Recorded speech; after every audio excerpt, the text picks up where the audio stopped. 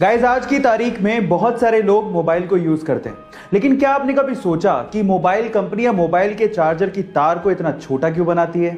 छोटा सा तार होता है भाई, पैसे क्या लगते हैं यार, थोड़ी लेंथ ही तो बढ़ानी है। फिर ऐसा कंपनियां क्यों नहीं करती? क्या उसके पीछे का रीजन जानते हैं? इसके पीछे एक टेक्निकल रीजन है, मैं आपको इसका रीजन बताता हूं, ध्यान से सुनिएगा।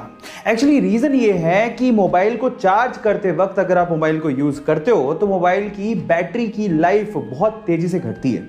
इस वजह से कंपनियां आपको चार्जर का तार ही छोटा देती है ताकि आप थक हार कर मोबाइल को चार्जर के पास छोड़कर कहीं बैठ जाओ, लगातार चार्ज करते टाइम उसे यूज ना करो। लेकिन फिर भी लोग कहां बाज आते हैं। लेकिन इसका टेक्निकल रीजन ये है गाइस, ऐसे ही ये बात है आज से 30 साल पहले की, जब साउथ कोरिया के एक पादरी के यहां पर बच्चा हुआ। उस बच्चे में कुछ कॉम्प्लिकेशंस थी, इस वजह से पादरी को अपना ज्यादातर समय हॉस्पिटल में रहकर गुजारना पड़ता था। तब उस हॉस्पिटल में पादरी ने बहुत सारे अनाथ बच्चों को देखा। समाज के डर से बहुत सारी अनमैरिड नाबालिग माएं अपने बच्चों को हॉस्पिटल में या फिर सड़कों पे या फिर डस्टबिन में छोड़ के चली जाया करती थी। तब उस पादरी ने सोचा कि नन्हे बच्चों का क्या कसूर है। तब उन्होंने इन बच्चों को बचाने के लिए अपने चर्च में द बेबी बॉक्स बनवाया, जिसमें कोई भी मां जो अपने बच्चों को नहीं पालना चाहती है या जिम्मेदारी नहीं उठाना चाहती है वो उस बॉक्स में छोड़ के जा सकती है। जैसे ही कोई मां उस बॉक्स के अंदर किसी बच्चे को रखती है तो वेट की वजह से अलार्म बजने लगता है और 10 सेकंड के अंदर अंदर उस बच्चे को वहां से निकाल लिया जाता है, उसे फीड किया जाता है और उसका पालन पोषण किया जाता है। गाइस, आपको ये सुन के कैसा लगा चैट सेक्शन में जरूर लिखेगा। और ऐसी अमेजिंग वीडियोस के लिए गाइस, ये तो हम सब जानते हैं कि पेड़ पौधों में भी जान होती है, लेकिन इंसान अक्सर अपने मतलब के चक्कर में इन सब बातों को अनदेखा कर देता है। पर साउथ अफ्रीका के जंगलों में एक ऐसा पेड़ पाया जाता है जो कि इस बात का पुख्ता प्रमाण देता है कि पेड़ पौधों को काटे जाने पर उन्हें भी दर्द होता है। जी हां गाइस, उस पेड़ का नाम है ड्रैगन ब्लड ट्री, जिसे काटे जाने पर या जिसकी डाली टूट जाने पर उसमें से लाल रंग का खून बाहर निकलता है। और इस फिनोमिना को देखने के लिए दूर दूर से लोग आते हैं। कुछ लोग इसे मैजिकल ट्री भी कहते हैं, क्योंकि इंसान के खून में होने वाली बीमारियों को इस ट्री से निकलने वाले ब्लड से दूर किया जा सकता है। गाइस, है ना अमेजिंग फैक्ट? जिसके घर पे बच्चे हैं वो ये बात बड़े अच्छे से जानते हैं कि आजकल के बच्चे बड़े स्मार्ट हो गए हैं। अगर किसी एक बच्चे को दूसरे के कंपैरिजन में थोड़ी सी भी कम चीज मिल जाए तो वो माँ बाप पे तुरंत पार्शियलिटी का इल्जाम लगा के झगड़ा करना शुरू कर देते हैं। मैं ठीक बोल रहा हूं ना? और अगर ऐसे सिनेरियो में आपके घर पे कोई एक खाने की चीज कम हो और आपको 2 बच्चों में बांटनी हो तो आप कैसे बांटोगे? क्या कोई तरीका है आपके पास? चलिए मैं आपको एक सिंपल तरीका बताता हूं। आप उस खाने की चीज को किसी एक बच्चे को दीजिए और उसे बोलिए कि उसे 2 बराबर पार्ट्स में डिवाइड करें और दूसरे बच्चे को पहले पीस उठाने को बोलिए। ऐसे करके दोनों बच्चों में कभी झगड़ा होगा ही नहीं और आप पे पार्शियलिटी का इल्जाम कभी नहीं लगाया जाएगा। गाइस, ऐसे ही अमेजिंग गाइस, क्रिकेट के वनडे मैचेस को तो आप लोग जरूर देखते होंगे। चलो इसके बारे में एक इंटरेस्टिंग फैक्ट पूछता हूं। अगर मैं आपसे सवाल पूछूं कि पूरे क्रिकेट इतिहास का पहला वनडे कब और क्यों खेला गया तो आप लोग क्या जवाब देंगे? चलिए मैं आपको बताता हूं। पूरे क्रिकेट इतिहास का पहला वनडे मैच 5 जनवरी 1971 को ऑस्ट्रेलिया और इंग्लैंड के बीच में मेलबर्न में खेला गया। और उसके पीछे का रीजन यह था कि ऑस्ट्रेलिया और इंग्लैंड के बीच में एक टेस्ट सीरीज चल रही थी और उसका तीसरा टेस्ट एक्चुअली बारिश की वजह से पूरी तरह से धुल गया।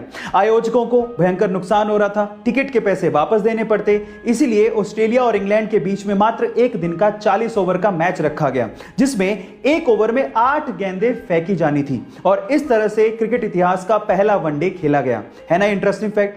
गाइस, ऐसे इंटरेस्टिंग फैक्ट्स अगर आप इंस्टाग्राम पे देख रहे हैं, चलिए गाइस एक खबर सुनाता हूं जिसे सुनने के बाद आपको बहुत प्राउड फील होगा।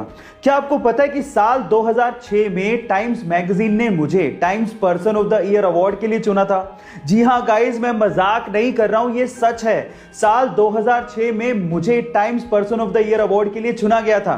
और सिर्फ मुझे ही नहीं, आपको भी, आपके साथ वालों को भी और सबको times person of the year award के लिए चुना गया था। एक्चुअली साल 2006 में टाइम्स मैगजीन ने दुनिया के हर एक इंसान को times person of the year award के लिए चुना था।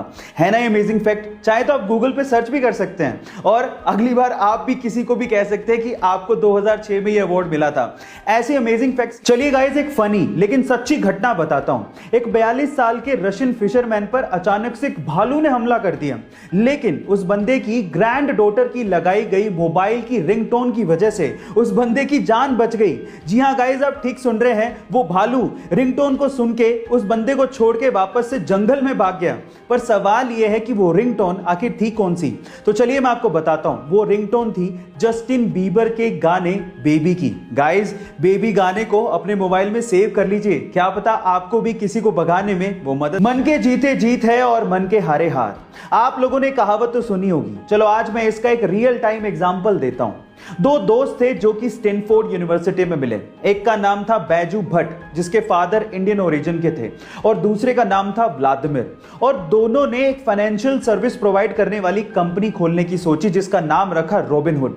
अब उसके लिए फंड चाहिए थे, तो वो अलग अलग इन्वेस्टर्स के पास जाते फंड जनरेट करने के लिए, लेकिन कोई भी इस कंपनी में पैसा लगाना ही नहीं चाहता था। कम से कम 75 इन्वेस्टर्स ने साफ साफ मना कर दिया था इस कॉन्सेप्ट में पैसा लगाने के लिए। लेकिन फिर भी बैजू और व्लादिमीर दोनों ने हार नहीं मानी, और आज वो कंपनी $20 बिलियन की कंपनी है। Oh my God. इसीलिए कहते हैं कि हिम्मत मत हारो और हार्डवर्क करते रहो, क्या पता आपका। गाइस, अगर आप एरोप्लेन पे ट्रैवल किए हो तो आपको ये पता ही होगा कि बहुत सारी चीजें एरोप्लेन में अलाउड नहीं होती, और उन्हीं में से एक है मर्क्यूरी वाला थर्मोमीटर। जी हां, मर्क्यूरी वाला ये पुराना थर्मोमीटर आप एरोप्लेन में नहीं लेके जा सकते। उसके पीछे का रीजन क्या है मैं आपको बताता हूं। एक्चुअली एरोप्लेन में बहुत सारा हिस्सा एल्यूमिनियम का बना होता है, और आपकी जानकारी के लिए मैं आपको बता दूं कि मर्क्यूरी एक ऐसा लिक्विड मेटल है जो कि एल्यूमिनियम के साथ तुरंत कंबाइन होके उसमें जंग लगा देता है, उसे गलाना शुरू कर देता है। मजे की बात यह है कि मर्क्यूरी इसमें खुद को कंज्यूम करता ही नहीं है, और वो तब तक एल्यूमिनियम के साथ रिएक्ट करता रहता है जब तक वो पूरी तरह से गल नहीं जाए। अब आप सोच ही लीजिए कि अगर मर्क्यूरी का एक छोटा सा बूंद भी एरोप्लेन में गिर गया तो क्या हालात होंगे। गाइस, ऐसे ही इंटरेस्टिंग फैक्ट्स के लिए YouTube पे हमारे चैनल को सब्सक्राइब